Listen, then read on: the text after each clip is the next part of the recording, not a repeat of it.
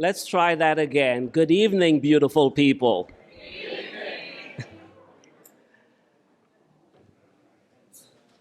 So we are so delighted that you've joined us here today to honor our own beloved Dr. Claudia Coulton. And we'd also like to extend a warm welcome to our more than several dozen folks who are joining us by live stream. So thank you for supporting us from afar. We have some special guests. All our guests are special, but we have many of our alumni, two deans emeriti. So I'm going to ask Dean Gilmore and Hockenstadt to stand, as well as our alumni.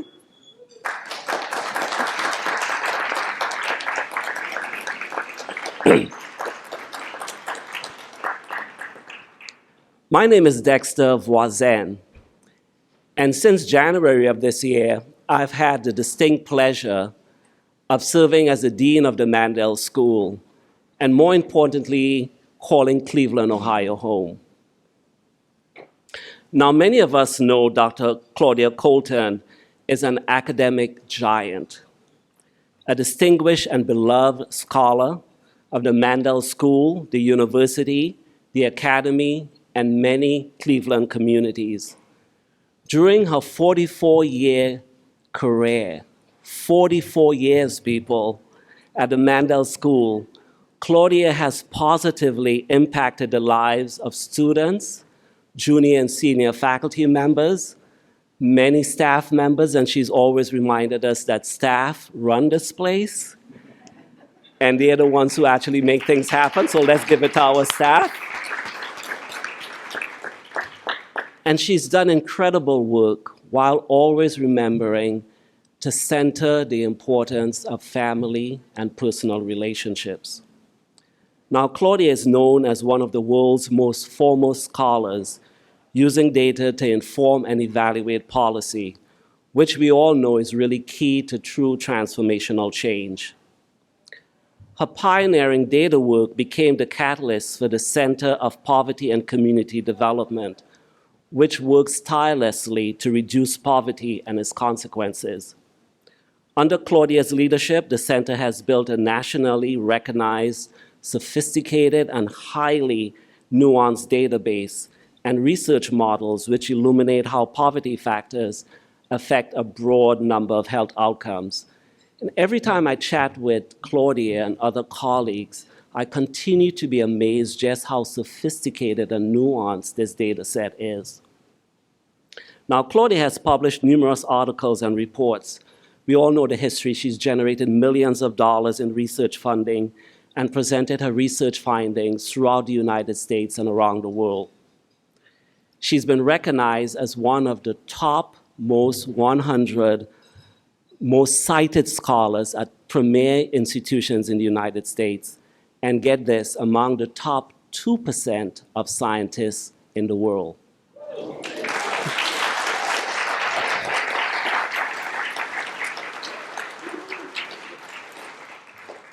Claudia is a fellow of two distinguished honorific societies, the American Academy of Social Work and Social Welfare, and the Society for Social Work and Research. Now, given her illustrious accomplishments, it's no surprise that in 2019, the National Association of Social Workers voted Dr. Coulton a social work pioneer.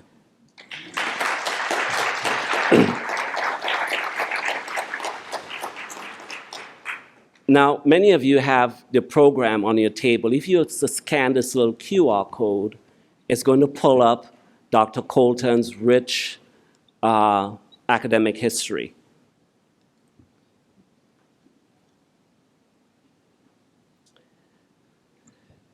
So this evening, you're going to hear lots of personal tributes to Claudia, and I like to offer my own.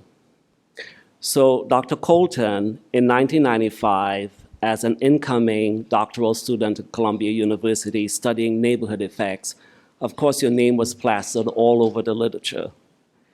And about 10 years later, Dr. Coulton was invited to give a talk at the University of Chicago. Now, it's important to understand that the University of Chicago has a silent mantra, It's known as a place where fun comes to die. So folks at UChicago take themselves very seriously, are very stoic, and don't really get excited about a whole lot of things. But when we found that Dr. Coulton was going to be giving a talk, there was an electrifying buzz throughout SSA. And I remember you standing there giving that talk, and here, right in front of me, was one of my social work sheroes, someone I had read about, I'd actually seen them now in the flesh, giving a talk. Little did I know that in 2019, I would have one of my sheroes host me as a host when I gave a talk several years later at the Mandel School. So I got to know a little bit, of course, Claudia's large reputation, but during that visit, I got to know Claudia the person just a little bit. And a lot of what you all have already known for many decades prior to me. But I saw a gifted academic who brings her full humanity to her work, someone who's kind, incredibly generous, really brings out the best in all of us, someone with high integrity and kindness. So Claudia, your legacy is long and large, but it's also your personal attributes that I think you've left with us as well as with the Academy. So thank you so much for that.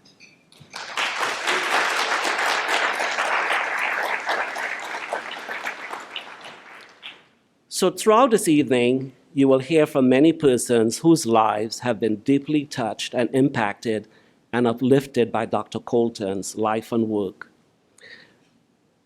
Now, I'd like to introduce Dr. Ben Vincent III, Case Western Reserve University Provost and Executive Vice President, to share a few remarks on Claudia's behalf. Provost Vincent?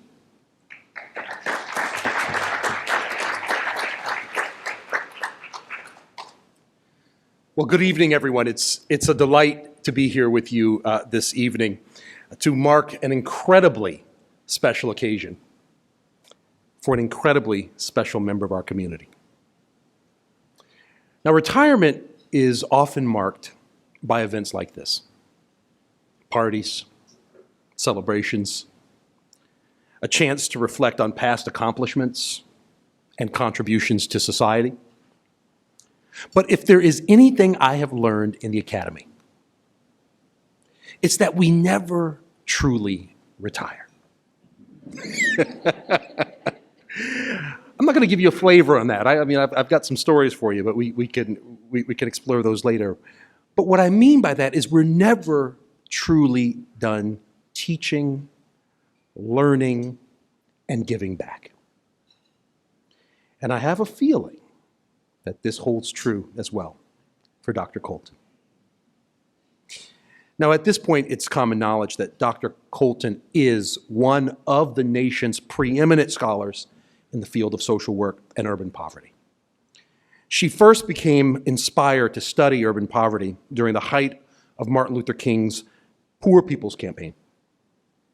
The campaign raised her consciousness to the issues of persistent poverty, access to health care, education, and jobs.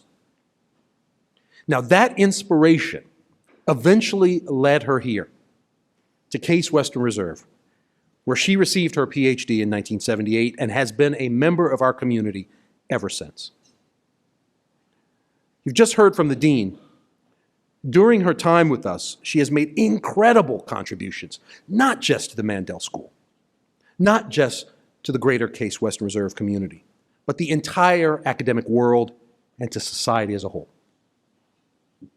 At Case Western Reserve, she has been honored with our highest distinctions: the Distinguished University Professorship, but for me, perhaps even more meaningful, her dedicated and encouraging nature is evident in the classroom, and it was recognized by the university's John S. Dykoff Award for graduate teaching. Dr. Coulton, you've also been an asset to me. Every time I have asked something of you by way of service, whether it's a committee-wide function, you never flinched. You never hesitated to join in helping to uplift our academic community. You are a model university citizen. Members of the audience, there's no doubt. Today we are celebrating truly a one-of-a-kind scholar. Dr. Coulton, Claudia, I want to say it plainly and simply. Thank you for your incredible service. Thank you for what you've done for Case Western Reserve. And thank you what you've done for humanity. Now, I've learned a lot since I've been here over the past going on 5 years about change agents. I think we're looking at an exemplar of a change agent. Change agents often are cited for the changes they make in our world. But Dr. Coulton, you're doing something different, and you have always done something different. You have made fundamental change in us, in our capacity, elevating all of us, inspiring all of us to be better, inspiring all of us to really embrace what it means to be human and what it means to elevate our core humanity. Thank you and congratulations.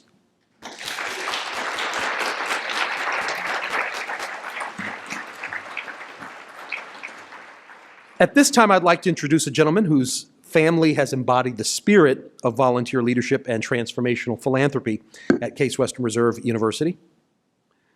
The Harris family has been a true friend of the Mandel School for almost 100 years. Lillian F. Harris, MSSA 1993, was a major force in the development and success of the Mandel School through her volunteer service on several leadership committees. Lillian and Claudia had a shared vision and passion to help vulnerable communities, which led to a long and impactful partnership. This partnership of support and thought leadership continues today through her son Seth and daughter-in-law Lily Harris. It is my distinct pleasure to introduce you to Seth Harris, who will share a bit more about his mother's work with Claudia and the creation of the Center on Poverty and Community Development. Seth, will you please join me?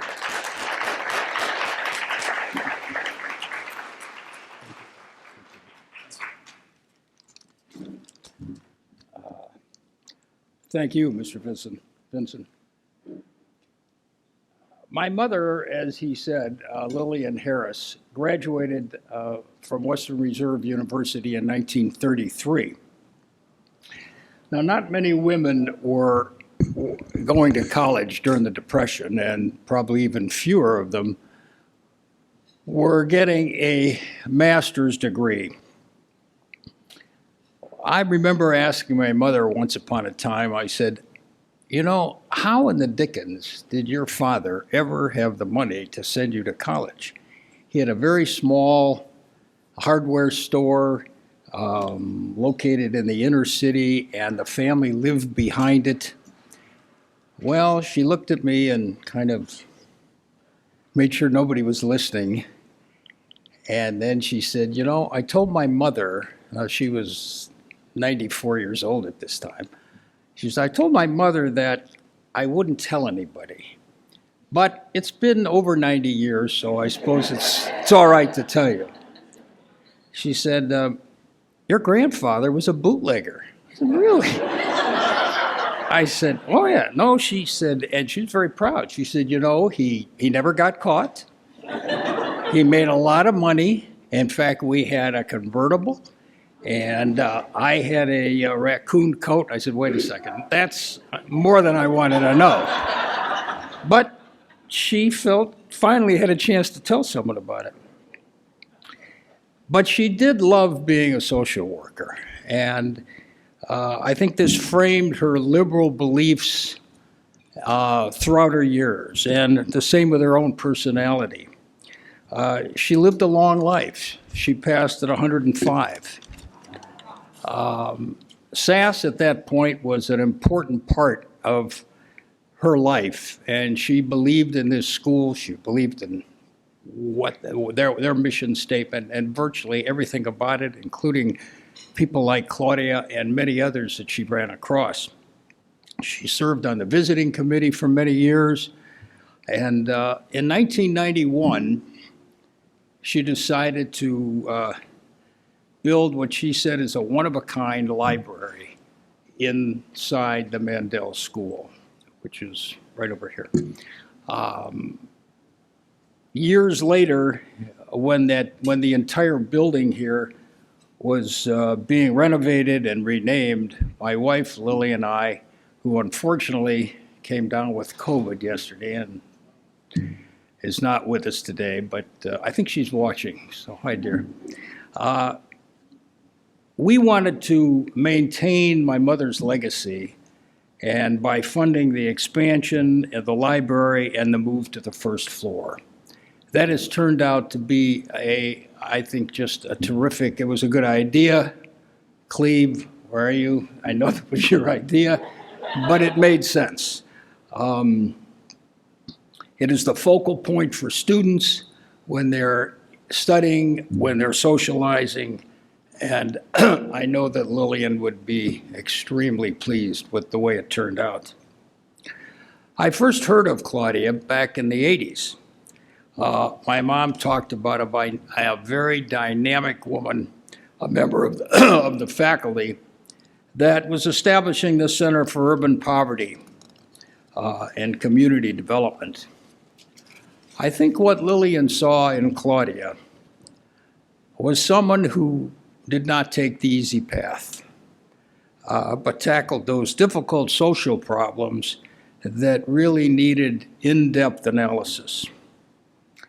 And rather than a chair that would need to be filled by a worthy candidate, Mom zeroed in on the person that she most respected, and then in a field that she loved, and she created the Lillian F. Harris Scholarship Professorship, and Claudia Coulton has held that chair ever since.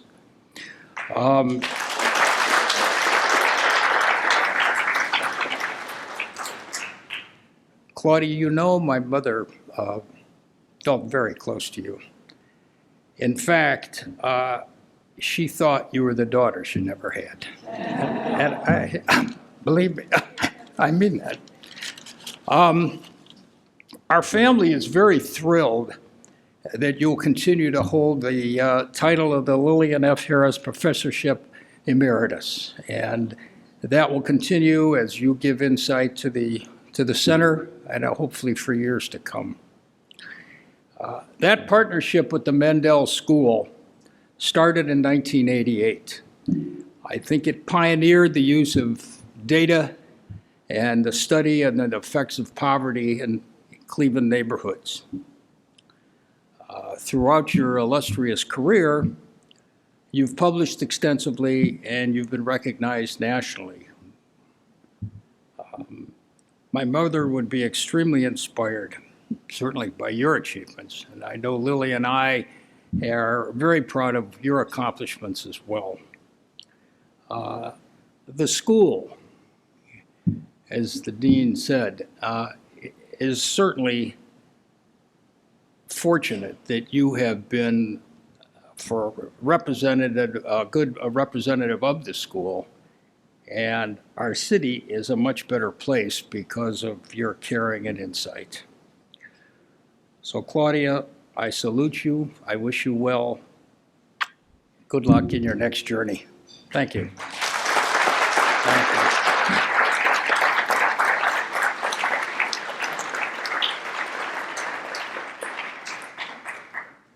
Seth, thank you so much for those kind and heartfelt remarks. And I'd also like to say to Lily, hello. I know she's joining us via Zoom. Since January, I've had several opportunities to get to know Seth and Lily a little bit more. And I just want to say that I'm so grateful for your calm, wisdom, insight, demeanor. Lily Harris has just recently joined our visiting committee, and has already started making her contributions in terms of feedback around our promotion. So Lily, thank you again, and thank you again for hosting us recently at your home. At this juncture, I'd like to introduce two individuals who are not here in person. This is a live event, and we did not want to take chances on technical glitches. So they are joining us by camera, but we videotaped their comments. So you'd hear from Darlene Bailey, Dean Emeritus, as well as Dr. Chung Chow. So please turn your attention to the video. Claudia J. Coulton is a distinguished university professor, the Lillian F. Harris Professor of Urban Research and Social Change, and founding director of the Center on Urban Poverty and Community Development at Case Western Reserve University. As a leading scholar in urban studies, Dr. Coulton's research has revolutionized the way communities around the globe are able to analyze and address the persistent challenges of urban poverty. Dr. Coulton graduated from Case Western Reserve University with a PhD in social welfare in 1978 and immediately became an assistant professor at the then School of Applied Social Sciences. Coulton's early research in child welfare, healthcare, and mental health served as the foundation for her lifelong investment in finding pathways to sustainable community change for distressed urban communities. Her book, Social Work Quality Assurance Programs, A Comparative Analysis, published in 1979, was widely recognized for its outstanding research on methods to improve the quality of social work services in health and mental health. In the 1980s, she helped develop HSWIS, a minimum data set for hospital social work, which provided a template for bringing social work contributions into the increasingly data-driven quality assurance efforts of healthcare systems. Through funding from the Rockefeller Center in 1988, Coulton founded the Center on Urban Poverty and Community Development. The Poverty Center's first task was to create a database of statistical indicators of individuals living in poverty in Cleveland from 1979 to 1988. The database tracked poverty, access to government programs, infant mortality, pregnancy rates, access to housing, property values, education level, and employment. This statistical approach to community analysis revolutionized urban development. Coulton and her colleague, Dr. G. Regina Nixon, kept this initial database up to date and gathered more information throughout the years. Under her leadership, the center has built a model capacity to provide data for community initiatives and research, including a dynamic neighborhood indicators portal, NeoCanDo, a parcel-based collaborative action platform, NST, and a longitudinal multi-agency record linkage system, CHILD. The NeoCanDo web portal is now considered a national leader in such data access and is used by researchers across the world. The Poverty Center's work continues to this day, with a multidisciplinary team that works together to develop tools to better understand macro-level systemic forces that create distressed neighborhoods and what individuals, organizations, and policies can do to reverse these conditions. As a distinguished author of books, articles, chapters, and policy reports, Dr. Coulton has more than 150 publications and is one of the most cited scholars in the social welfare field. In 1994, Dr. Coulton was inducted into the Ohio Women's Hall of Fame for her work with the Poverty Center.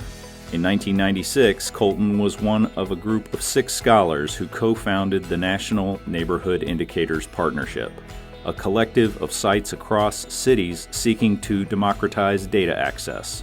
Over the years, Coulton's innovative research methods, rigor, and commitment as an educator have earned her many accolades.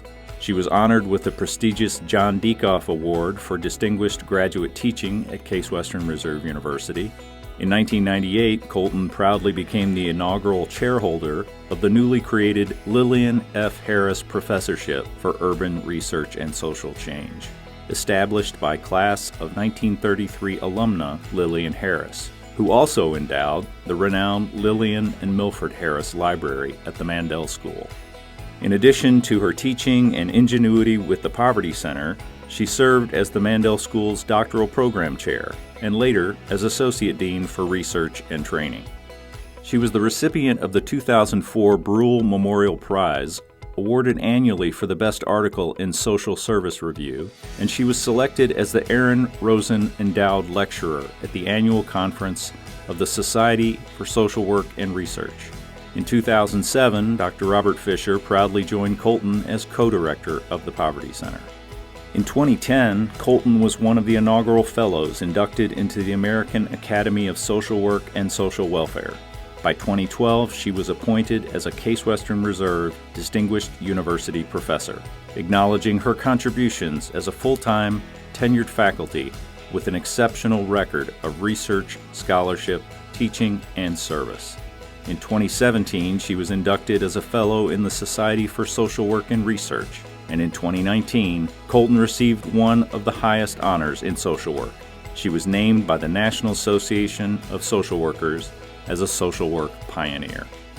The recognition acknowledged that she had paved the way for thousands of other social workers to contribute to the betterment of the human condition and certified her as a role model for future generations of social workers. Her life's work is now embodied and carried forward through the impact of her former students in communities everywhere. From the very beginning, Dr. Coulton sought to make a difference in distressed urban communities and positively affect the lives of those in our city. As a result of her tireless efforts, the quality of lives in communities across the globe have been changed for the better. Thank you, Dr. Coulton, for 44 years of groundbreaking research, pioneering initiatives, and invaluable service as a true change leader at Case Western Reserve University.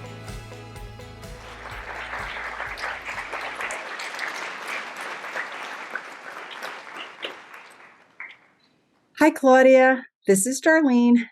After thinking and thinking, I asked myself, how would Claudia approach this? Claudia's research acumen comes immediately to mind. So I guess I've titled this Reflections about Claudia J. Coulton through an evidence-based qualitative research framework. So first, after a research outline, first is the data. Suffice it to say that it was not a class that I was looking forward to until I walked into the room and met our professor. I remember by the second class, literally elbowing one of my classmates, Karen Groschow, for a seat right in the front. I learned a lot. I actually aced the class. It should be no surprise then that within several years, when I was asked by my dissertation chair, Eric Nielsen, to put together a list of people that I'd like to ask to serve on my doctoral committee, Claudia was at the top of the list. Because I've always first identified as a social worker, and Claudia was the only woman professor I had during my doctoral journey, another category that was super important to me, I really wanted Claudia to be a part of this journey. So we asked Claudia, and we were both thrilled when she said emphatically, unequivocally, yes. It was that experience that led to my next opportunity to collect data for today's research presentation. Claudia apparently recommended me to John Yankee, who was chairing the search committee for a tenure-track assistant professor for our management concentration. As I proudly walked just across the quad, I knew that I was the most fortunate to be joining our MSAS community and to continue to be able to learn with and from Claudia, and then John Yankee too. My third source of data comes from when Claudia received an over $1 million grant from HHS to be one of the first cities in the country working on the Healthy Family, Healthy Start initiative. I'll never forget Claudia's coming up to me and saying, quote, "I've got close to $500,000 to offer if you will do the people part of this project. That is not really my forte." You see, Claudia had not yet realized the impact she has on people. But I'm getting ahead of myself. Numbers 4, 5, and 6 include data collected during my tenure journey, my totally unanticipated and life-changing deanship, and, as you just heard from Provost Vinson, Claudia's induction into 2 of our highly revered professional academies, and then named a NSW social work pioneer in 2019. To me, that will always be the highest award of our profession. And finally, the last source of data comes from our working together with Sharon Milligan and dear friends and colleagues, Richard Jones and Goldie Alvis, to successfully, albeit posthumously, nominate our colleague, our friend, our mentor, Stephen Minter, as a 2020 pioneer. What a time of both heart and mind that was. All of these experiences led me to many lessons, which is the next part of any solid research write-up. Lesson number 1, intention brings attention. Claudia's intention to accomplish the research goals brings everyone's attention to doing whatever it takes to make certain that the goals are achieved and at the highest level of quality possible. And also, I have to add, whenever possible, quality in terms of both validity and reliability. So yes, I'm still showing off for my professor. Lesson number 2, authentically lived humility is paradoxically palpable. Any and all who know Claudia know that she's the last person to ever talk about any of her accomplishments. And yet once we come to learn more about her and get to know her, we can see and feel her humility. In fact, it's the humility that's right out loud. Think about it. Lesson number 3, attending to alignment is essential. Claudia is not only a genius in matching folks' talents and passions with their tasks, she builds her teams that way too. The Poverty Center, as we affectionately called it, and I think how it'll forever be remembered, will also be remembered as one of the very best examples of Claudia's team building. Relatedly, it was from Claudia, watching her work, being right there by her side, that I learned the difference between an initiative being community-placed and being genuinely community-based. Another significant lesson that stays with me wherever and with whomever I go. This brings me to the final section of this research. We, as individuals, within our school, our college, and our neighborhood of communities, near and far, we've all been touched by the life of Claudia J. Coulton. We've been truly blessed and will be so forevermore. Claudia, I love you always. Thank you. Thank you for being you in my life.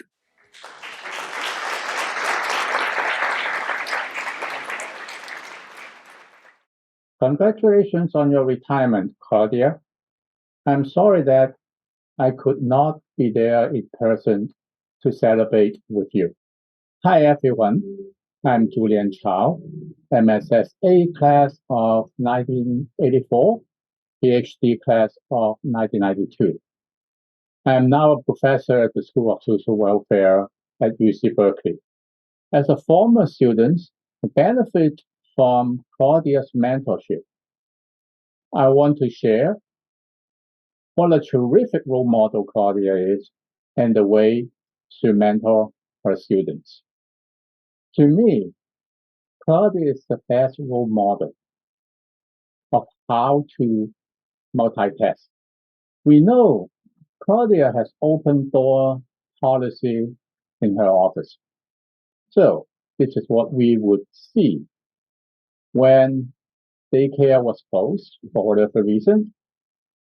Helen would be in the corner, drawing, reading, singing. Hannah would be in her car seat, eating, playing, and singing.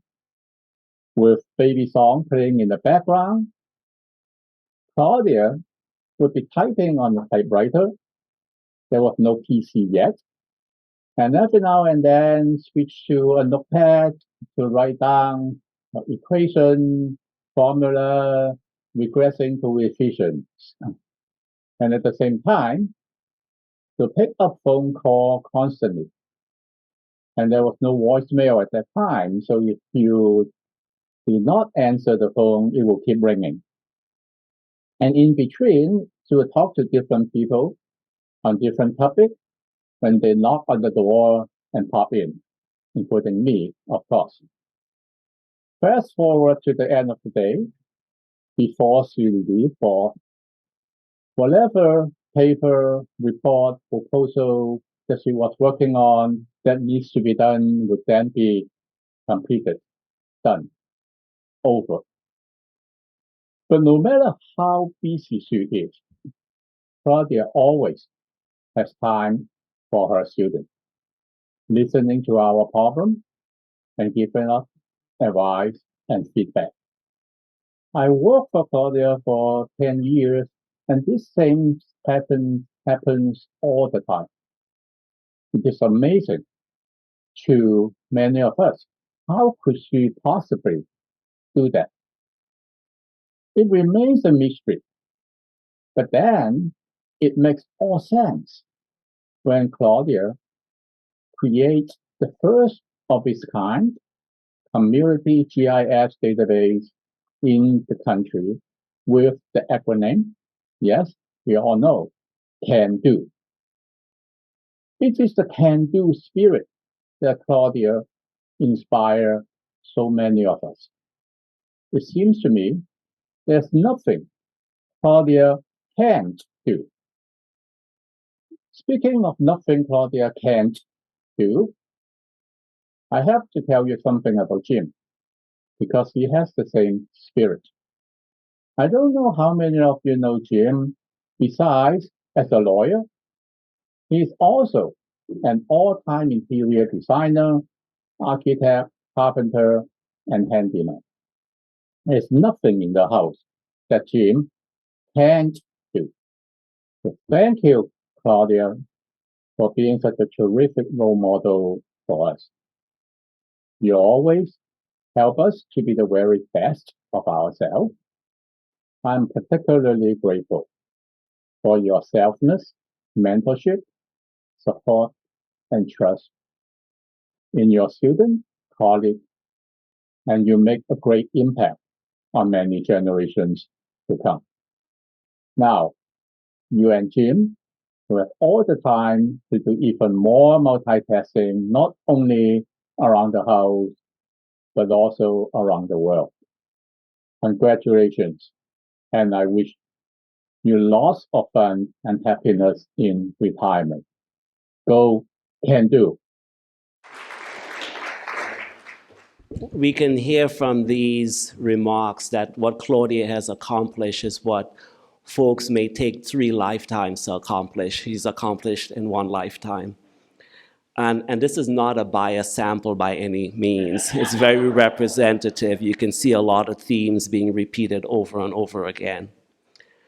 Now, I'd like to introduce Marcia Egbert, Program Director for Thriving Families and Social Justice at the Gunn Foundation. And Marcia is a trusted and beloved colleague of Claudia's.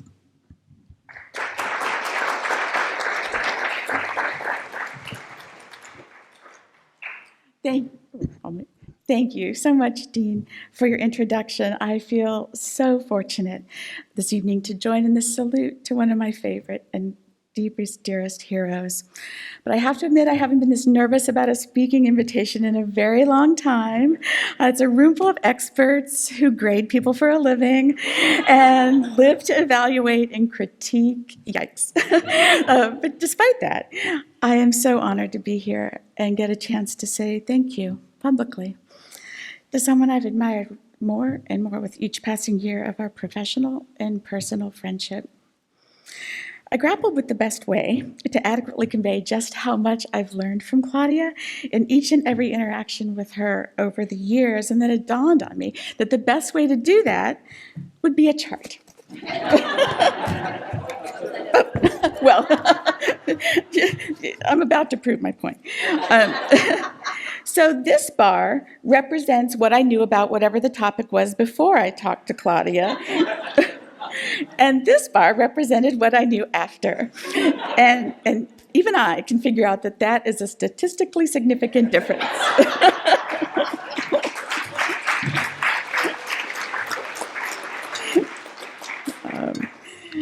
As a woman coming up behind Claudia in the professional world, not very much behind, but a little bit, I had just enough smarts to instantly recognize Claudia as an incredible role model. I mean, undeniably, her combination of personal grace and professional rigor were evident from the get-go.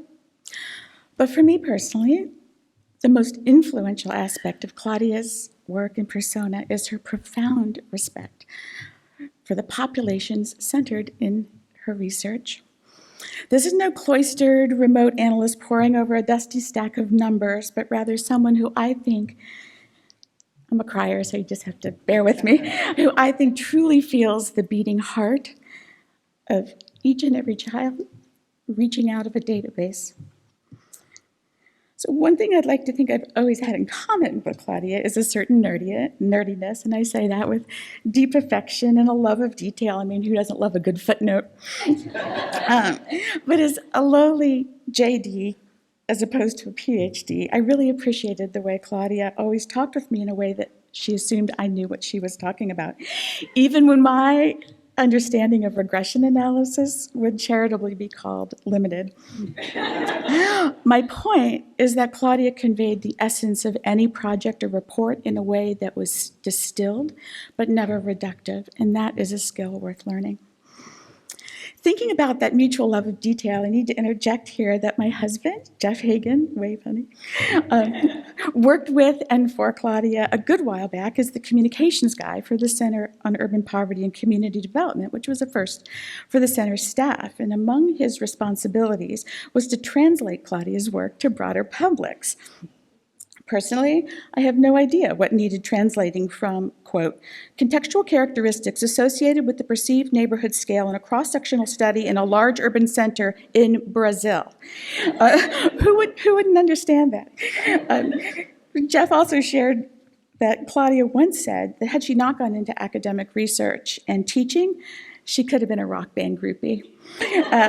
Now, as I know Claudia, I can imagine her pursuing the head of the NEKC Foundation more than Aerosmith. But that insight shows that there's a lot more going on in the head of Claudia Coulton than bar graphs. So since the center's launch, the Gunn Foundation has been so proud to support its work in Claudia's leadership role with grants totaling well over $2 million.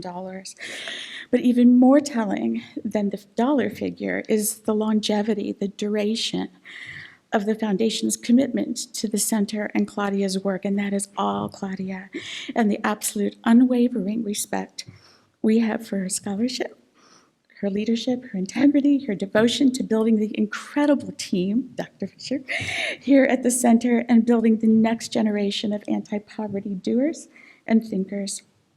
There are so many aspects of Claudia's work that we admire at the Foundation, but none more so than her groundbreaking work in ensuring the integrated data revolution we find ourselves in is used to promote equity rather than weaponized as a tool against the poor. Her work in, quote, harnessing big data for social good, as Claudia puts it, is vital to ensuring the human face of poverty is never erased in this digital explosion. So on behalf of the George Gunn Foundation, we are so grateful to salute Professor Dr. Claudia Coulton, knowing that Claudia is so much more than her admittedly lengthy title. She is mentor and colleague and occasional co-conspirator, and always friend to two generations of scholars hoping to make the world just a bit more just for those most marginalized. Most of all, she is the indefatigable advocate for thousands of our community's most vulnerable children and families who will never know her name, but will nevertheless have been graced by her efforts, to quote a Greek philosopher, to make gentle the life of the world. We've been so privileged to support that endeavor. So congratulations, Claudia. Thank you so much for all you've done, what you mean to so many, and every best wish for joy in all the journeys ahead.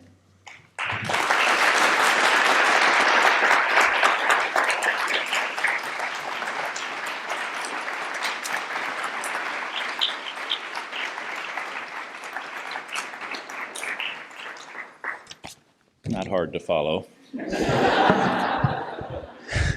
Good evening, everyone. I'm Rob Fisher. I'm the director of the Center on Urban Poverty and Community Development. I have trouble getting rid of co. You know me as the voice in Claudia's tribute video. When I first met Claudia in 2001, I was quickly impressed by her understated gravitas and insight. I remember thinking very clearly, I wonder if everyone here is this smart. I may not fit in. My view didn't change much over the last 20 years that I've worked with Claudia. This is a rare academic scholar who made the journey from assistant to associate to full professor in under 6 short years. Unheard of these days. She's a singular intellect, a scholar with expansive knowledge of not just her fields of expertise, but also abreast of the most recent developments of significance more broadly. It is rare to find a scholar with the versatility that Claudia has displayed in her career. Deep knowledge in the circumstances of the consequences of poverty, international leadership in showing the importance of the neighborhood context in understanding well-being, and prowess in the analysis of large data sets. Few national issues, social welfare issues of the last 4 decades have not seen involvement by Claudia. Welfare reform, expansion of pre-K, the foreclosure crisis, the Great Recession, homelessness, and opportunity youth, the list goes on. Great researchers like Claudia are sought out by partners both national and local to ensure that the accompanying research has both the rigor but also the consequence to policy and practice. She's always honored the value of the voices of practice and lived experience in research, believing strongly that they offer an important counterweight to the imperialism of science and social science. It's natural for an accomplished scholar like Claudia to acquire a larger-than-life reputation, and this was true for Claudia. Though her reputation made many doctoral students scared to meet with her for fear of saying something stupid, she is also known for her graciousness and humility. Those that know her best will recall authentic interest in others' children and families, her bemusement at the nonsense of university bureaucracy, and her cyclical purging of the papers in her office. Back in 2003, the first time that Cleveland topped the list of big city poverty, I recall that Claudia was called for a quote by the Plain Dealer. Her quoted initial response was, "Oh my." That's Claudia, this internationally regarded researcher and scholar who has no fake veneer, especially when it comes to issues impacting her hometown. She's a real person with a direct relationship with the issues facing neighborhoods and communities, not, as Marcia said, a distant scholar squirreled away in an academic hideaway. Claudia is nothing if not humble. When she was given the Social Work Pioneer Award from NASW in 2019, she quipped that it makes it seem like I'm dead.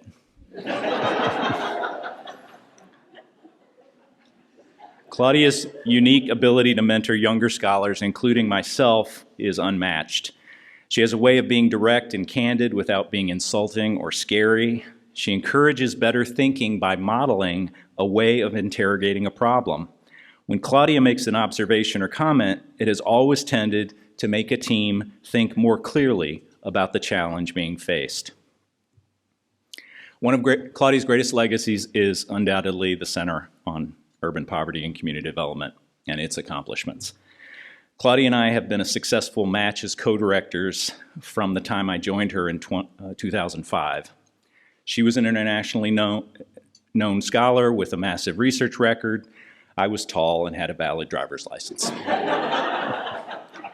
She was known for her deep social welfare expertise and cunning research methods. I was known as the guy who worked with Claudia Coulton. As center directors, we had divergent views on many management issues. On records management, for Claudia, it was, when in doubt, throw it out. While for me, it was, what's this file? Make a pile. That said, we always balanced each other's strengths and weaknesses. As you know, Claudia pioneered not only democratizing community data through the original CANDO and later NEO-CANDO, but led efforts to use integrated data to better examine social circumstances and inform action. Her work with linked administrative data predated the fad of so-called big data by easily 20 years. And as she likes to remind us, these data often came on tape reels and other archaic storage devices that had to be picked up from data providers and transported by car. Fond memories. But Claudia always saw past the logistical challenges to imagine the questions of importance that might be answered. Though technology has made great advances over the last 30 years, it never really caught up with Claudia's ability to envision the next layer of questions to be pursued. We've heard a lot about her publications. One number I want to throw at you is that she's been cited more than 12,000 times, with one single article accounting for more than 1,000 of those cites. Such numbers are rare in the social welfare field. Her H-index, a metric that Claudia herself would challenge on methodological interpretive grounds, is 53, meaning she has more than 50 publications that have been cited at least 50 times.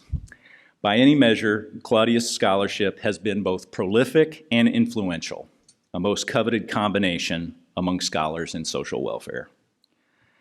Now, Claudia would tell us that we cannot truly assess the impact of her career without a plausible counterfactual, a non-Claudia comparison. We checked, no one was willing to serve in the comparison group. We should count ourselves as fortunate to have been assigned to the Claudia treatment group.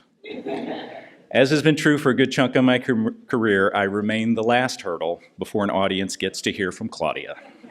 So I will wrap up. I want to say to Claudia how important she has been to the Mandel School, the Poverty Center, and to me. She's left a tremendous legacy and imprint on the many folks she has touched. She will forever be my co-director-in-chief. Claudia Coulton.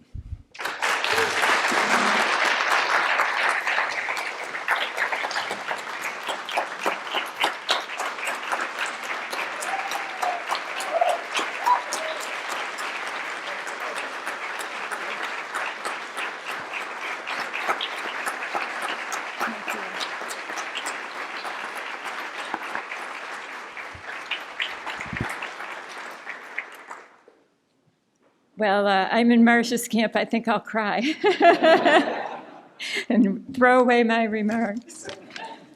I truly am overwhelmed and profoundly grateful for not only the walk down memory lane and the kind remarks and the visibility of people I've just been so fortunate to have worked with all these years. But just the room and everyone who's here, it's just amazing. I also want to express my thanks to the contributions that have been made in my name to the Community Practice Scholarship Fund. I am passionate about our community practice program. It's one of our smaller programs within the school, but it really resonates with everything our research is showing all these years in the Poverty Center about the importance of neighborhoods and communities and surroundings and environments, and not to also not completely endorse the importance of the individuals and families who live there, but the community practice program really works at those macro levels. As you know, and can hear, the Poverty Center has been the cornerstone of my work for 35 years or more. And I'm not exaggerating when I say everything I have accomplished has been made possible through our partnerships with government and nonprofit agencies. Oh, I should have put my reading glasses on. That'll help. I'm wondering, why can I? With government and nonprofit agencies, local and national foundations, and interdisciplinary teams of researchers and data scientists. Personally, I feel a tremendous gratitude for the personal relationships and sense of common purpose that I have experienced working with so many visionary and dedicated individuals. The Cleveland region is a very special place, and it's recognized nationally as a special place where people do work together, where we get things done. And we have many difficult challenges in this community, but it is inspiring the can-do attitude that isn't just here at the Poverty Center, but seems to be shared across our region. In the few minutes I have remaining, I would like to share a little bit about what I feel is special about the center's work and key events and individuals who have been central to its impact. In the late 1980s, Dean Art Napperstack, Steve Minter of the Cleveland Foundation, and Jim Gibson of the Rockefeller Foundation brought forward the idea of building local data-driven capacity to address concentrated urban poverty. This was a very novel undertaking at the time, and it was decided that MSAS would be one of 6 locations in the country that would host a new capacity to address what was referred to as persistent poverty. When their initial idea for a director for this program failed to occur, I was asked to take on leadership of the project.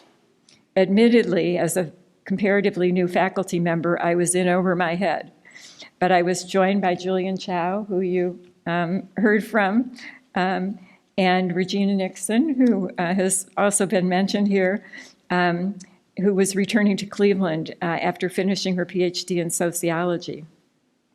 In order to focus on the most distressed neighborhoods, we began building a huge database of geographically coded data when the tools for this type of analysis were still in its infancy. And Rob mentioned carrying the tapes around, heavy tapes had to be driven over to the mainframe computer. That's, I don't know, maybe an old wives' tale. I don't know. It's a true. It's not a tale. It is true, and we did that for a number of years, and it makes us feel like we may be like real pioneers. So we like to remember that when people get a little soft and think they can just sit down and data magically appears. And not only did we have to drag those heavy tapes around, we had to distribute the data before the internet when Julian Chow drove around the city and installed something called a gopher. A gopher, does anybody remember a gopher? It was like something pre-internet you could install in people's offices. And we had a few offices around the city, probably at what was then the Federation for Community Planning, right, Jen? We had a gopher down there. I hope he's not still alive and running around your office. John is my cousin, so we don't talk about that much, but we've worked together forever, and it's so great to have a cousin like this in the family. Shortly after all this got going, Sharon Milligan joined the team. Against her better judgment, probably initially, because she got thrown into what came to be known as the Cleveland Community Building Initiative. And that was a really big project to get your head around and try to evaluate, and that was what Sharon picked up with. By the mid-90s, it became apparent that the demand for data-informed community action was growing, and that an improved organizational structure was needed. We were kind of just a group of people. Where were we sitting? In the basement of Beaumont Hall or something? Yes, we were sitting in the basement of Beaumont Hall, which is still destroyed, and we were running wires. Like on weekends, somebody would come and tack wires so we could talk to each other. I don't remember all the details, but it was hard going. But by then we had moved to the new building, and we thought it's really time for a solid organizational structure.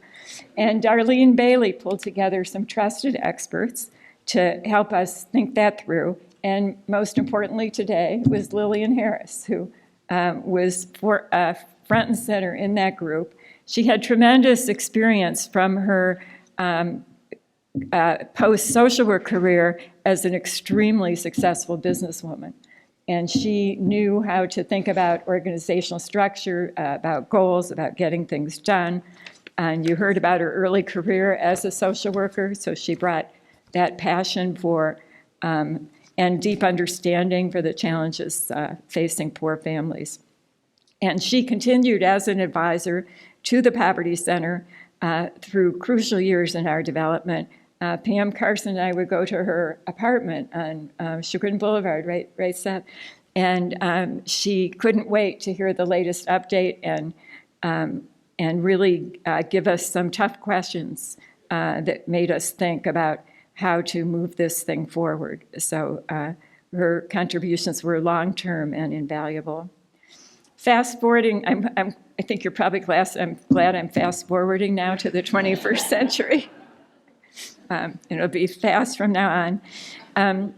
And I want to acknowledge the numerous foundation, government, and nonprofit leaders who have enabled the center to grow and apply its data and resources to many important initiatives in our region. I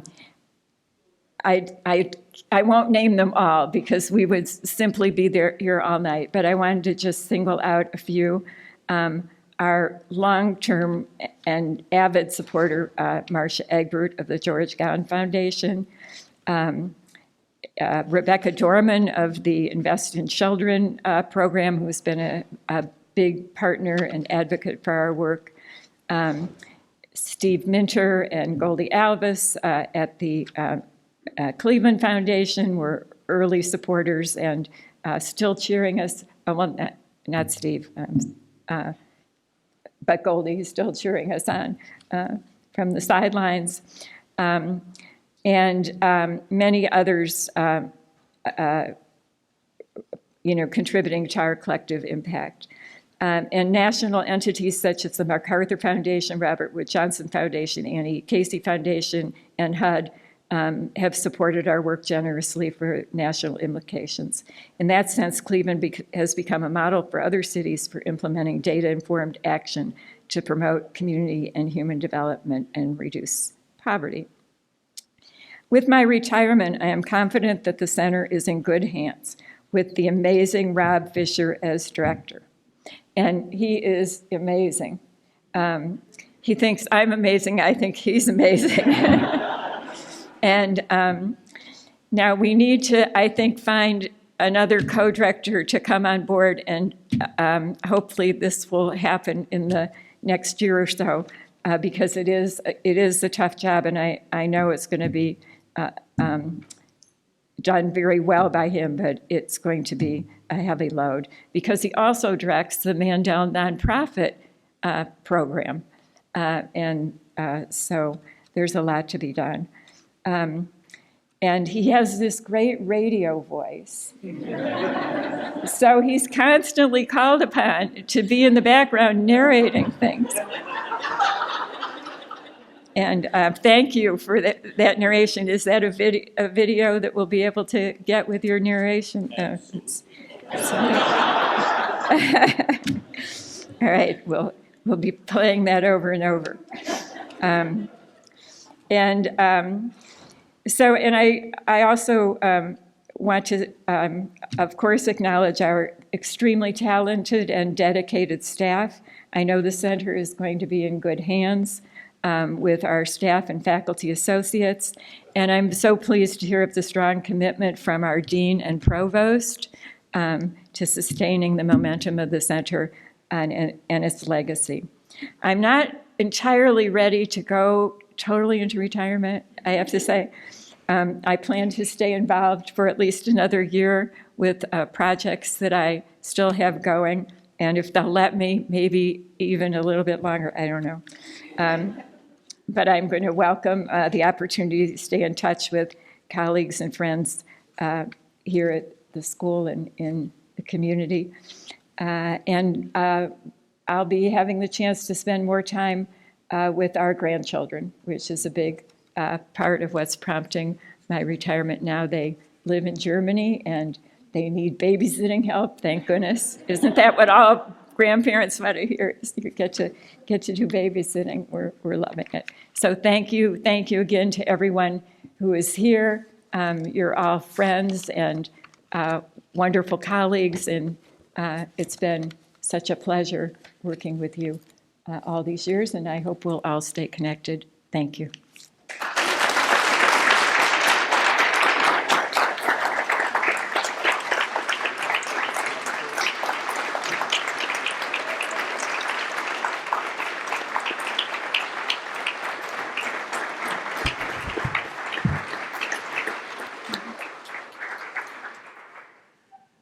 So Claudia, we want to let you know that several organizations that you've worked with have sent proclamations to recognize you today. And as Claudia said, we will be here all night if we were to read these proclamations, so we will pass these on to you later on. But many of these partners include the City of Cleveland, Cuyahoga County Council, and the National Neighborhood Indicators Partnership at the Urban Institute. So Claudia, as you've heard tonight, we are extremely proud and, more important, deeply grateful for all your incredible achievements. We know that there's no physical gift that can match your incredible contributions. On behalf of the Mandel School and the Case Western Reserve University, we'd like to present you with a small gift as a token of our appreciation for all that you've done, but more importantly, for all that you are. So I'm going to invite Professors Milligan and Professors Rob Fisher to come and present that gift to Dr. Coulton. Please. I'm now realizing the great irony. Claudia never sits down. I think I know what this is, and I've always wanted one.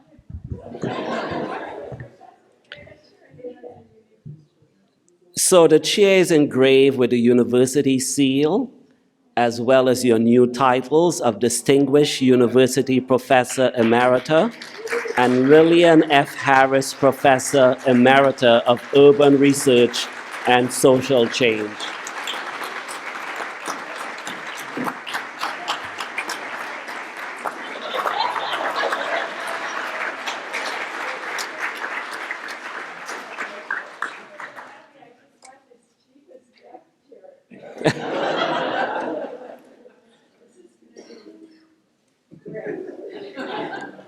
Please, the flowers. In addition, flowers of gratitude for all of your colleagues and students that you have today, as well as those who are going into the future. So thank you so much. It's great.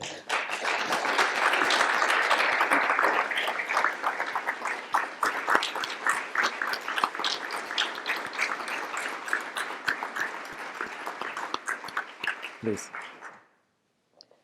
So this will come as no surprise when Claudia announced that she was retiring, and it was a shock for many of us. She said that she did not want a public event.